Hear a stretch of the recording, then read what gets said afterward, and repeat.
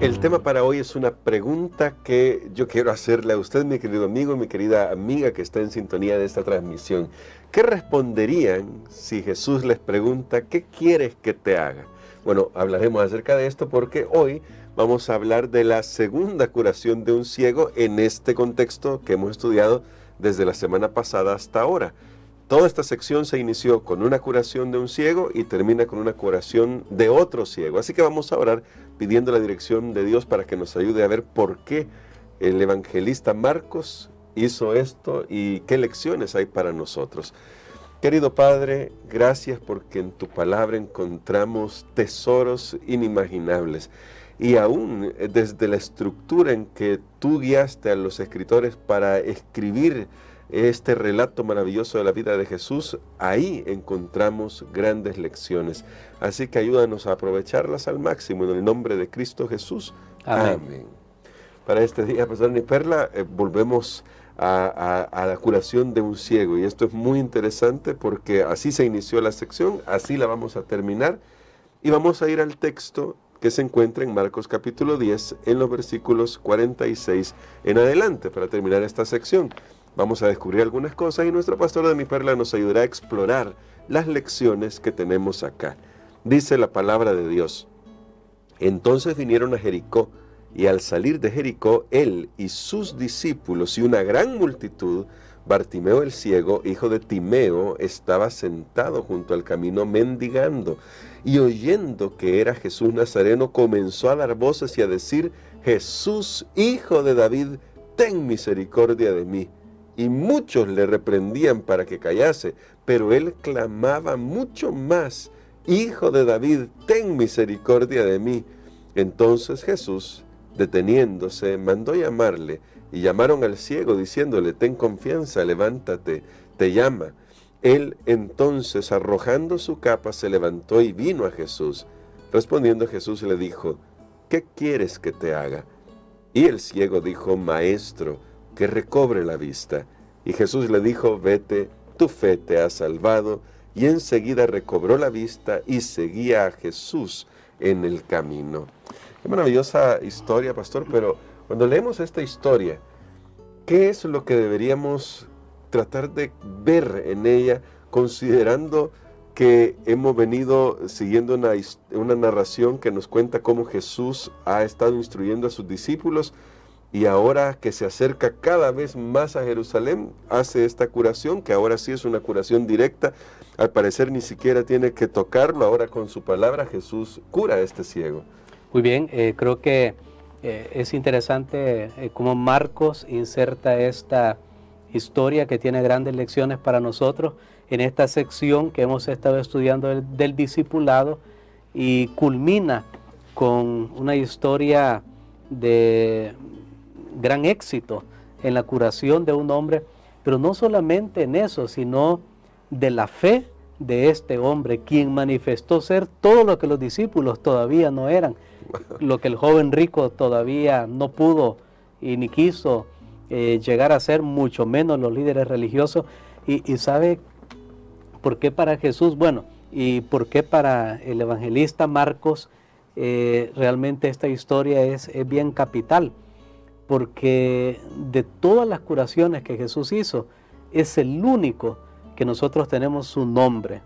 Es el único que tenemos su nombre. No se dio el nombre ni siquiera del joven rico, no se dio el nombre de otros que fueron curados por Jesús, sino solamente de este hombre. Sí. Quiere decir que aquí tenemos nosotros algo que tiene muchas lecciones. Incluso 2 veces se lo llama, se lo nombra aquí en este relato, Bartimeo. El nombre pudo ser hijo de Timeo. Algunos dicen también que esto tiene que ver con que él llegó a ser un seguidor de Jesús. No solo lo siguió en ese momento, sino que lo siguió para toda la vida. Y era alguien conocido en la iglesia cristiana primitiva. Así que por eso se mencionó su nombre y la gente, sí, es aquella persona, ¿verdad? De tal iglesia, claro. Ya lo conocemos. Pero entraña grandes lecciones para nosotros. Ahora, pastor, hay algo aquí que resulta bastante curioso.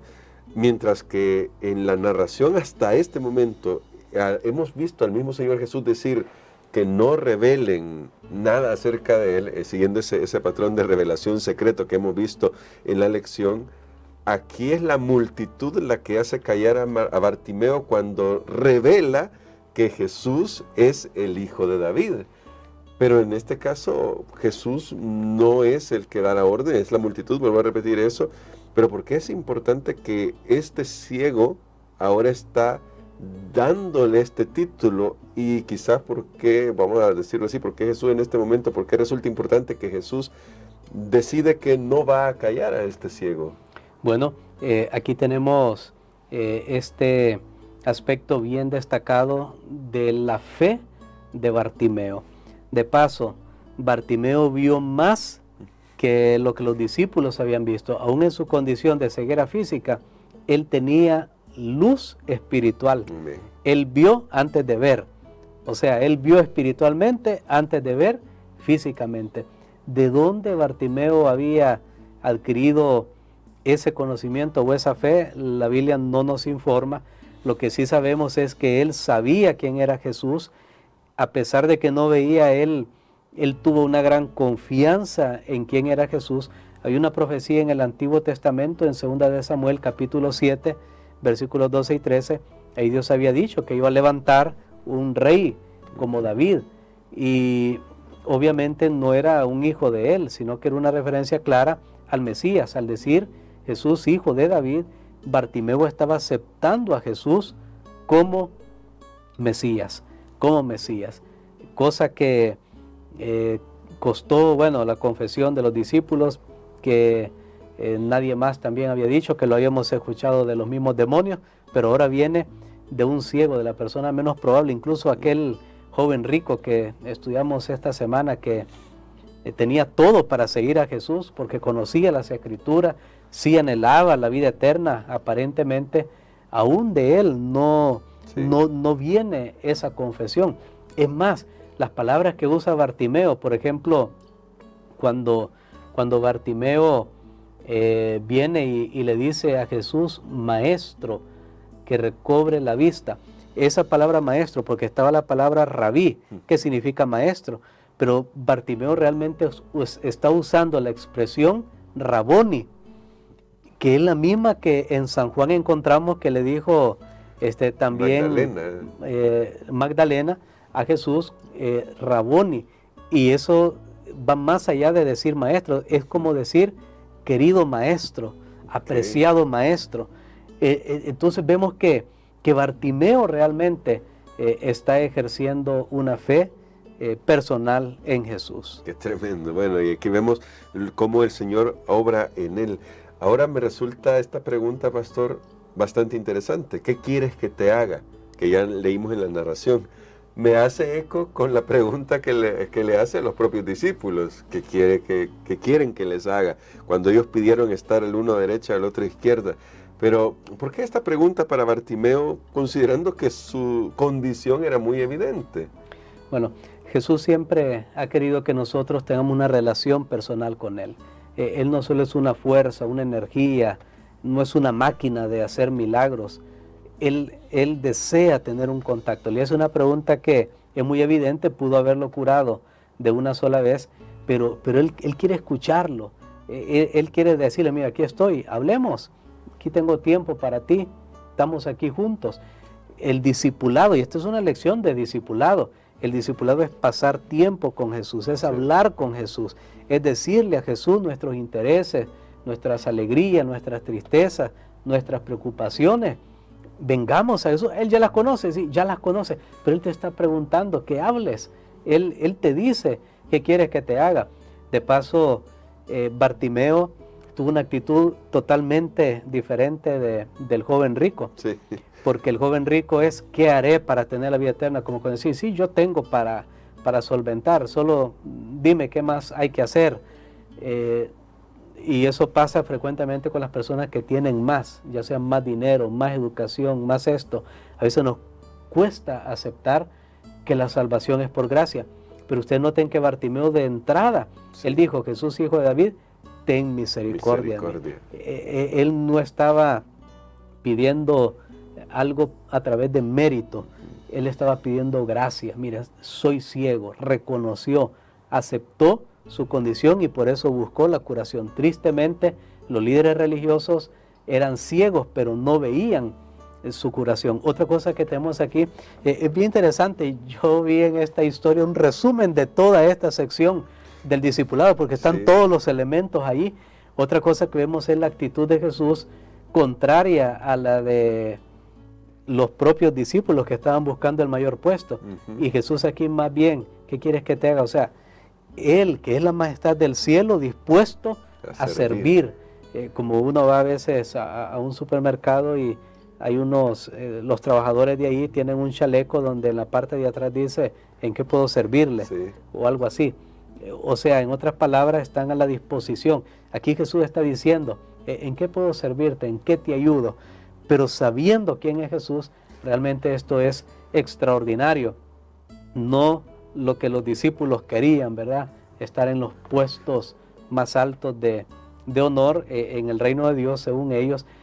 Así que todo esto es realmente una lección de discipulado y es basado en la fe. La fe de Bartimeo es una fe, como ya habíamos dicho en otras lecciones, radical, agresiva, porque las palabras que él usa cuando dice que él hablaba o él gritaba más fuerte, se usa la palabra hasta de dar alaridos. O sea, a él no le importó que lo callaran, tenía una fe realmente agresiva en Jesús y sabía que era su única esperanza. De todo lo que había escuchado, aunque él no había visto, todo fue lo que escuchó, entonces él lo creyó. Creo que es una buena lección para nosotros que no hemos visto a Jesús, pero que nos muestra que si creemos lo que escuchamos, va a ser realmente tan poderoso, aún más que aquellos que lo vieron. Por eso es que Jesús pudo decir, dichosos los que creyeron y no vieron. Amén, amén. Y hablando esto del resumen que encontramos aquí de estas actitudes, pastor, para terminar, llama la atención esta acción claro, no hemos ido en el orden propiamente de la narración, pero esta acción de Bartimeo arrojando su capa. Cualquiera podría decir, bueno, pero ¿qué significa eso al final, arrojar la capa? Pero si consideramos su condición, la posición que se le asignaba en ese entonces, esto es algo bastante significativo, comparable con lo que Jesús le pide al joven rico de vende todo lo que tienes, pastor. Correcto, es lo que el joven rico no quiso hacer. Su ídolo era el dinero, las posesiones materiales, y él no quiso soltarse de ellas, aunque le estaban impidiendo la salvación. En este caso, al arrojar la capa, este ciego, bueno, pero tenemos su nombre, Bartimeo. Bartimeo estaba dejando todo el pasado, estaba dejando de depender en lo que le daba una cierta confianza para él en ese momento y estaba creyendo que Jesús le iba a resolver su problema sí o sí. O sea, no había duda en su mente y en su corazón. Algunos historiadores han mencionado que es posible que la capa se la daban los gobiernos a las personas porque una persona de ceguera, recordemos que para los judíos estaba bajo la maldición de Dios en primer lugar, así que nadie en realidad se iba a hacer cargo de él y prácticamente su vida era de mendicidad, tenían que estar pidiendo, pero entonces se dice que los gobiernos locales les daban por lo menos que podían hacer, daban una capa ahí para un abrigo, como le llamaríamos nosotros hoy, para que se protegieran de las inclemencias, ya que no tenían hogar, no tenían nada, muchos de ellos. Así que era una vida muy dura, era una vida muy triste.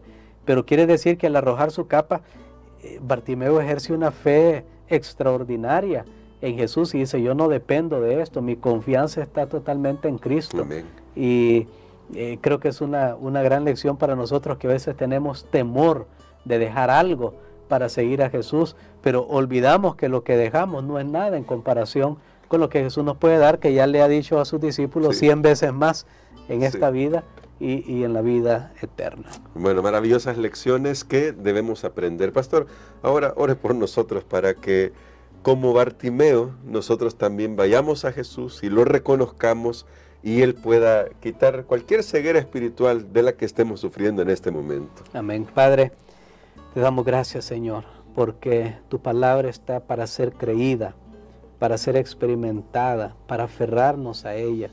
Hemos aprendido de un hombre que tenía todas las de perder en este mundo, pero que tuvo todas las de ganar porque creyó, y creyó en el único nombre que puede salvar, en Jesús. Ayúdanos para que nosotros también, Señor, podamos estar dispuestos a dejar cualquier cosa en la cual hemos confiado para poner nuestra fe solamente en el Salvador.